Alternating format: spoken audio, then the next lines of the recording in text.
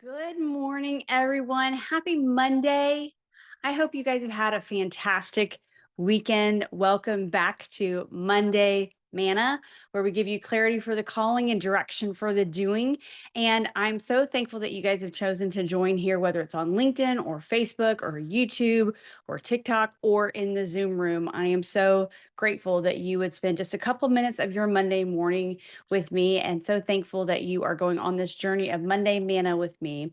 So, some of you have been a part of the Monday 9 at 9, where I was bringing you 9 minutes of business tips and motivation every Monday morning. And I'm still doing that, but it's now being called Monday Manna. And I'm really gearing it towards biblical principles that you can use in your business and in your life to give you the clarity for the calling that God has on your life and direction for the doing, whether it's in ministry or in the marketplace.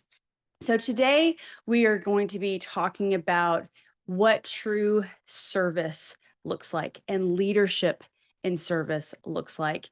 And it can be really difficult to think about others when our world is crumbling, when we are falling apart, right?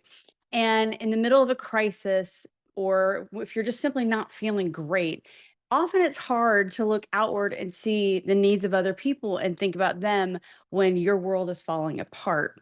I can remember when I was going through a lot of struggles in my life and I would internalize, I would get obsessed with myself. And then I would think the whole world is talking about me and all of my problems and how horrible I'm doing and that I'm a failure. And as we all know, it turns out not really as many people are thinking about you as you think they are. And most people have their own stuff going on and they're not paying attention to your stuff, right? And it was in these moments that God really started to come and get me and challenge me about how I was looking, not just at my situation, but the situations in others. And He really shared with me that in order to fix myself, I do need to look outward. I do need to look for those who are in need and be there for them despite what they are going through and despite what I am going through. And what I found was that the more I would allow myself to get over myself and my moment of setback, the faster I started to feel better about my situation. It's funny how that happens, right?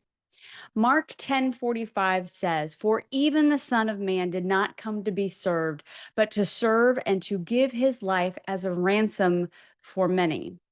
I wonder, as a leader, my friend, how often the setbacks or the challenges you face are preventing you from seeing the needs of others, especially those on your team.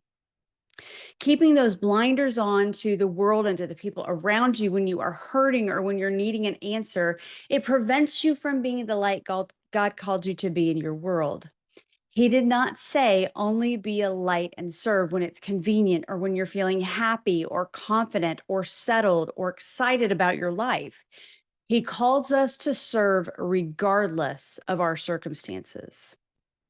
First Peter 4:11 says, "If anyone serves, he should do it with strength God provides, so that in all things God may be praised through Jesus Christ." We serve as God helps us. It's not by our strength. So true leadership looks like this. It has service. It is filled with humility, and it is shown in sacrifice. James 3:13 through 18 says, "Who is wise and understanding among you? Let them show it by their good life, by deeds done in humility that comes from wisdom. But if you harbor bitter envy and selfish ambition in your hearts, do not boast about it or deny the truth.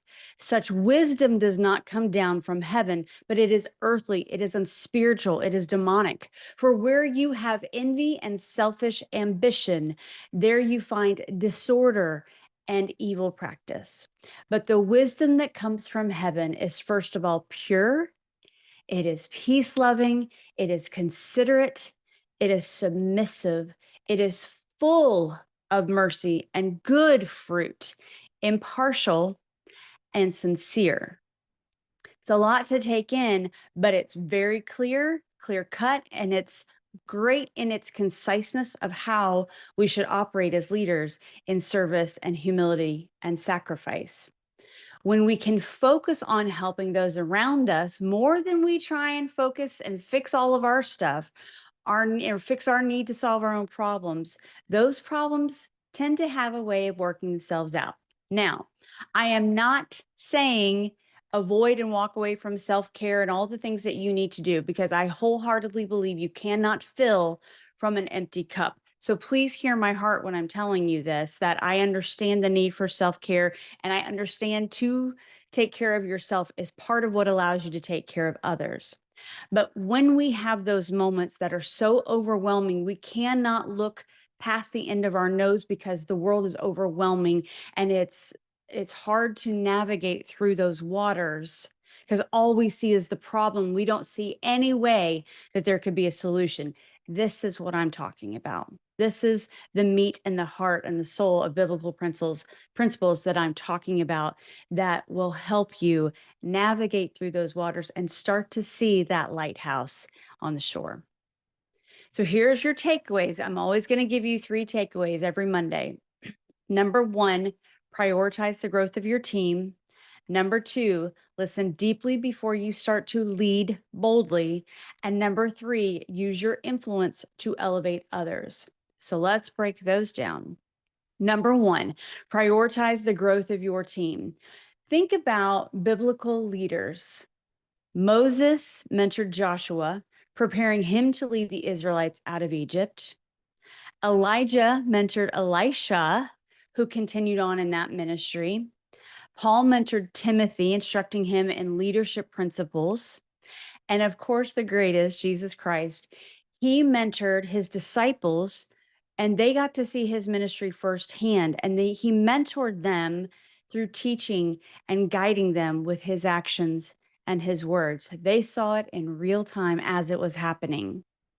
The Bible is full of showing examples of how mentorship is a vital process of spiritual growth and passing on faith.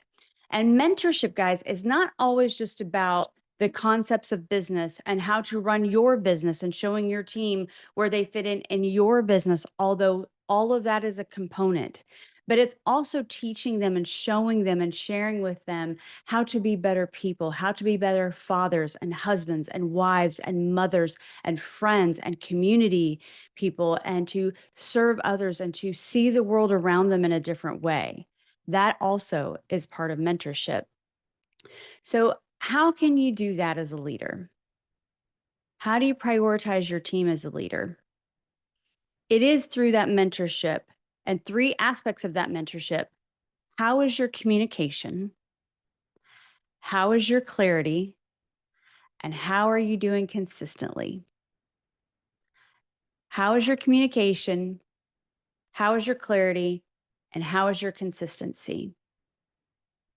Okay. Number 2, listen deeply before you start to lead boldly. You guys know I'm all about lead boldly, live fully. But we have to know how we need to lead in that given moment.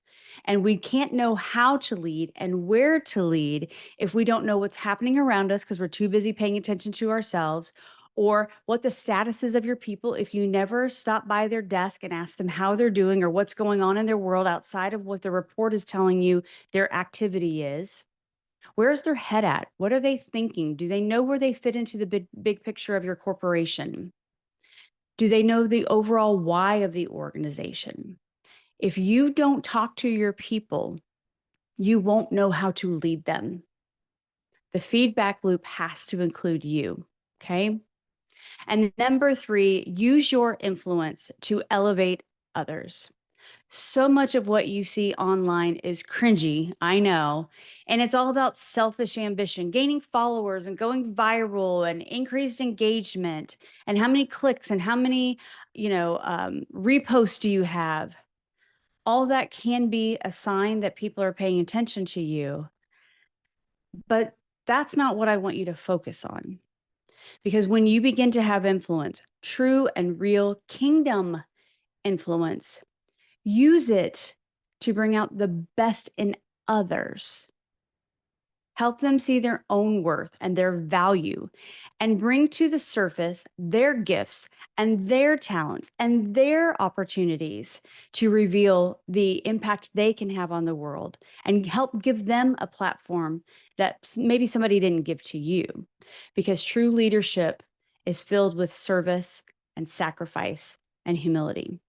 Philippians 2:3-4 says, "Do nothing from rivalry or conceit, but in humility count others more significant than yourselves. Let each of you look not only to his own interests, but also to the interests of others." So, your three takeaways: prioritize the growth of your team, listen deeply before you start to lead boldly, and use your influence to elevate others. All right, guys, this has been Monday Manna, clarity for your calling and direction for your doing. Have a fabulous week. I'll see you right back here next Monday.